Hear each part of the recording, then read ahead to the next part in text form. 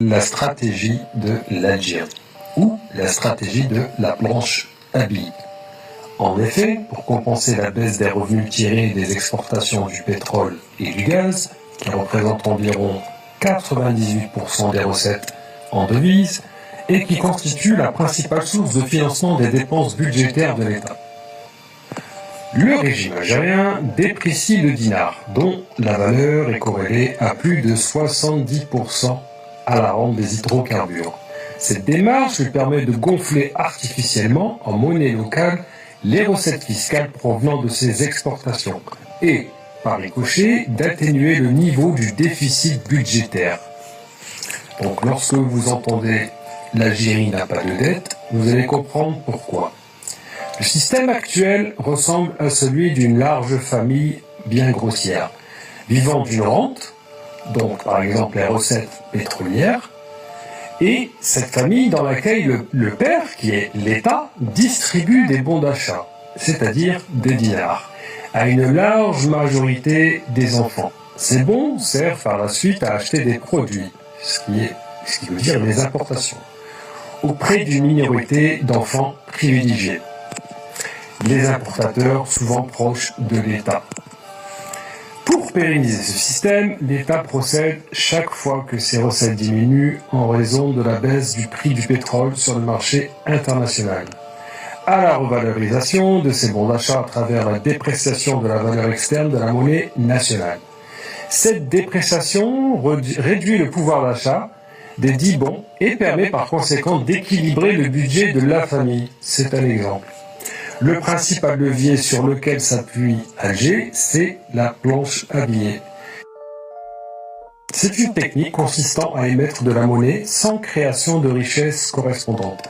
Cette augmentation excessive de liquidité renforce ainsi la dépréciation, permet de financer le déficit public, soutient le niveau des exportations et la croissance.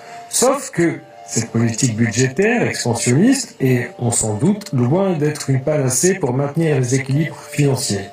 L'Algérie exporte de la matière première et importe des produits manufacturés. Et chaque fois que les recettes de pétrole et du gaz baisseront, les importations en biens manufacturés provenant de Chine, de Taïwan et de la Corée vont coûter plus cher. C'est ce qui arrive depuis 2017. Entraînant donc un déficit commercial chronique du pays. L'Algérie n'a pas opté pour une libéralisation financière, le marché bancaire n'est pas du tout développé, le marché boursier est inexistant et les transactions se font généralement en devises étrangères à l'intérieur même du pays, ce qui crée une dualité avec la monnaie nationale. Une monnaie plus faible augmente le coût des importations, rendant les produits de base plus chers et réduisant le pouvoir d'achat. Une situation qui risque d'aggraver les inégalités et la pauvreté dans le pays déjà existant. La surfacturation, un sport national. La dépréciation du dinar par rapport aux devises étrangères encourage également la surfacturation des importations. Une astuce courante dans les milieux d'affaires algériens, qui prive chaque année l'économie nationale de dizaines de milliards de dollars.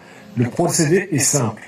L'importateur crée d'abord discrètement, via des prête-noms, une entreprise à l'étranger, dans un pays où les taxes sur les bénéfices sont basses, prévoyant par exemple d'apporter un bien d'une valeur de 3 millions d'euros sur le marché international. Il l'achète à ce prix, via sa société domiciliée à l'étranger, avant de le revendre à celle basée localement, à 5 millions d'euros.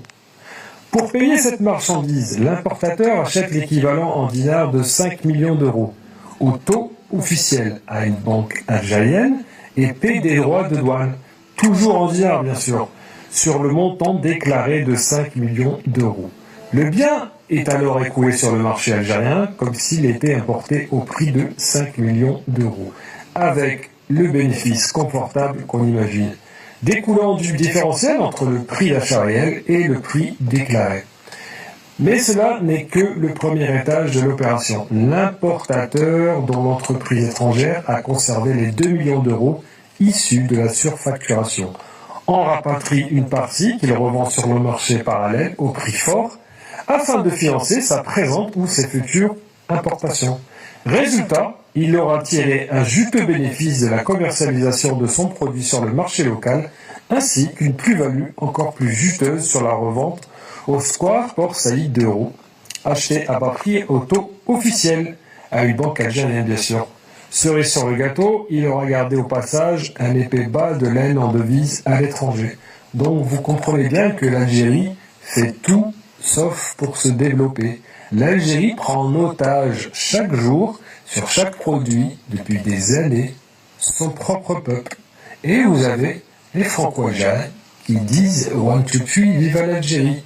S'ils s'intéressaient à l'économie et à l'histoire des importations et des exportations de leur pays, ils comprendraient, enfin, il faudrait déjà avoir un cerveau, ils comprendraient que le peuple est l'otage des généraux. Ces mêmes Franco-Algériens qui brandissent le drapeau pour tout et n'importe quoi devraient plutôt brandir une calculatrice et s'intéresser au fonctionnement de la gestion financière de leur pays. Ces mêmes personnes qui se vantent, ou de dire plutôt nous, l'essence, nous le payons pas cher, mais c'est normal, il est subventionné. Subventionner ce genre de choses, c'est acheter la paix sociale. Salam alaikum.